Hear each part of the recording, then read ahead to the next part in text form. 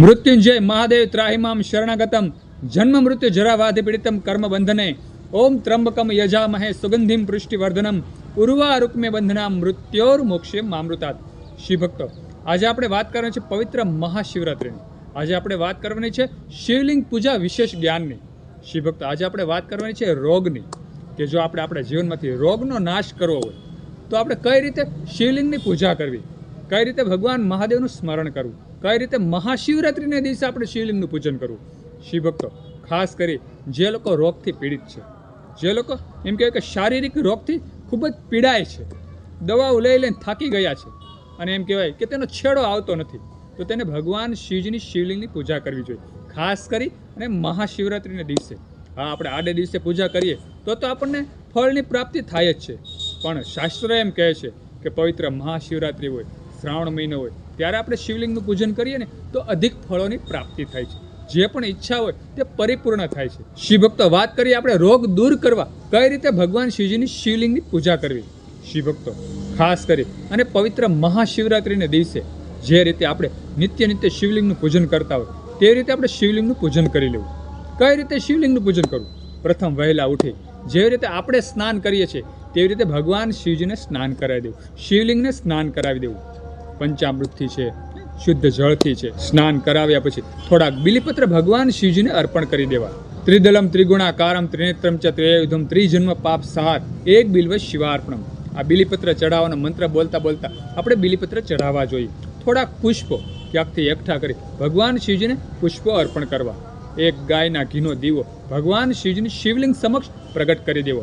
અને શિવ ભક્તો, ત્યાર પછી ખાસ સાંભળજો, મહામૃત્યુંજય મંત્રના જાપ કરવાના છે। જે કોઈ માનવ, જે કોઈ જીવ મહામૃત્યુંજય મંત્રના જાપ કરે છે મહાશિવરાત્રિના દિવસે, ખાસ કરીને મહામૃત્યુંજય મંત્રના જાપ કરે છે, ભગવાન મહાદેવ તેને દરેક રોગથી મુક્ત કરી દે છે, તેને આયુ લાંબુ કરી દે છે, તેનું આયુષ્ય લાંબુ કરી દે છે। શિવ ભક્તો, જો આપણું આયુ ટૂંકું હોય તો જ આપણા એમ કહેવાય કે રોગથી આપણું શરીર ઘેરાય છે। જ્યારે રોગ એમ કહેવાય કે શરીરમાં ઘેરો વળી જાય ત્યારે સમજવાનું કે જમના તેડા આવ્યા। જો આ જમને આપણે દૂર કરવા હોય, રોગને દૂર કરવા હોય તો આપણે ભગવાન મહાદેવનું આરાધન કરવું, ભગવાન મહાદેવનું શરણ સ્વીકારી લેવું, નિત્ય શિવલિંગનું પૂજન કરવું। મહામૃત્યુંજય મંત્રના આપણે જાપ કરીએ ને તો ભગવાન મહાદેવ આપણું આયુ લાંબુ કરી દે છે। અને શિવ ભક્તો, બીજું કે આપણે જય સોમનાથના પણ જાપ કરવા જોઈએ। શિવ ભક્તો, તમને ખબર છે, ઘણા જે શિવ ભક્તો છે તેને ખબર જ છે કે ચંદ્ર દેવતાને જ્યારે ક્ષયનો રોગ થયો ત્યારે ભગવાન મહાદેવ એમ કહે કે તેનો ક્ષયનો રોગ મટાડે છે। ચંદ્ર દેવતા અને સર્વ દેવતાઓ પ્રભા ક્ષેત્રમાં આવે છે અને મહામૃત્યુંજય મંત્રના જાપ કરે છે, અભંગ જાપ કરે છે, સર્વ દેવતાઓ મહામૃત્યુંજય મંત્રના જાપ કરે છે। વિચાર કરો, મહામૃત્યુંજય મંત્રના જાપ કરવાથી ભગવાન મહાદેવ જે પ્રભા ક્ષેત્ર છે તે પ્રગટ થાય છે અને ચંદ્ર દેવતાને ક્ષયના રોગમાંથી મુક્ત કરી દે છે, તેનો રોગ સાજો કરી દે છે। તો શિવ ભક્તો, આપણે પણ આપણા જીવનમાં રોગ હોય, આપણે રોગથી પીડિત હોય તો આપણે જય સોમનાથનું સ્મરણ કરવું જોઈએ અને મહામૃત્યુંજય મંત્રના તો જાપ ખાસ કરવા જ જોઈએ, તો જ ભગવાન મહાદેવ આપણું આયુ લાંબુ કરી દે છે, આપણા રોગોનો નાશ કરી દે છે।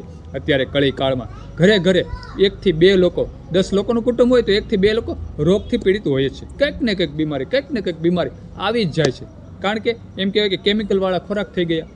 જો ભગવાન મહાદેવનું આપણે આરાધન કરીએ તો ભગવાન મહાદેવ આપણને સારું મસ્તિષ્ક આપે છે, આપણને સારું મગજ આપે છે, સારા વિચારો આપે છે, જેથી કરી અને આપણને ખબર પડે છે કે કયું ભોજન આપણે લેવું, કયું ભોજન આપણે ન લેવું, કયા ભોજનથી આપણને ફાયદો થાય છે, કયા ભોજનથી આપણને નુકસાન થાય છે।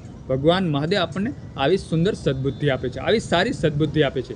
અને જ્યારે ભગવાન મહાદેવ સારી સદબુદ્ધિ આપે એટલે આપણને કયો ખોરાક ખાવો, કયો ન ખાવો તેની આપણને ખબર પડી જાય છે અને તેની જ્યારે આપણને ખબર પડે છે ત્યારે જ આપણા શરીરમાંથી રોગ દૂર થવા માંડે છે।